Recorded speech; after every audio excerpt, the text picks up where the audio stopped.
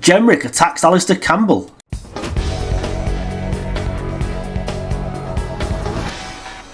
Robert Jenrick has teamed up with Guido Fawkes and done a series of videos, and one of them is very, very good, where he talks about that cretin Alistair Campbell, who should, in my opinion, be in prison, should be in The Hague, along with his mate Tony Blair, for taking us into an illegal war. And this is what Jenrick had to say. Here that Alistair Campbell should now pose as the guardian of truth and honesty in our politics is completely ludicrous. This is a man who's probably done more to damage public trust and confidence in politics than anyone else in my lifetime. Robert Jenrick did a social media post. If you want to study populism at its most venal, there you have it.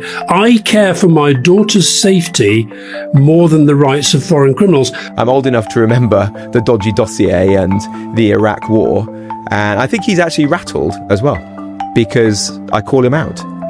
You know, I said that actually the disastrous wars that he and Tony Blair took us into in Iraq and Afghanistan, these failed liberal interventionist conflicts, are one of the reasons why so many people are on the move in the world today. I can't disagree with a word, by the way, that Robert Jenrick says, even if it is political opportunism and he's trying to run his own leadership campaign against Kemi Badenoch. I've got to admit, Jenrick's winning me around a little bit.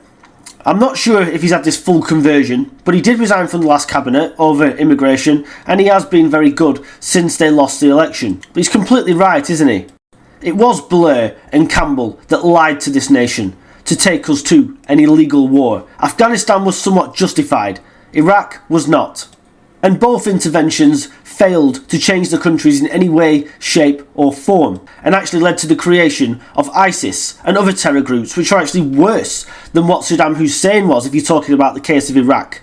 And as far as Afghanistan goes, brave soldiers out there died just to replace the Taliban with the Taliban, who are in charge again now, of course, again.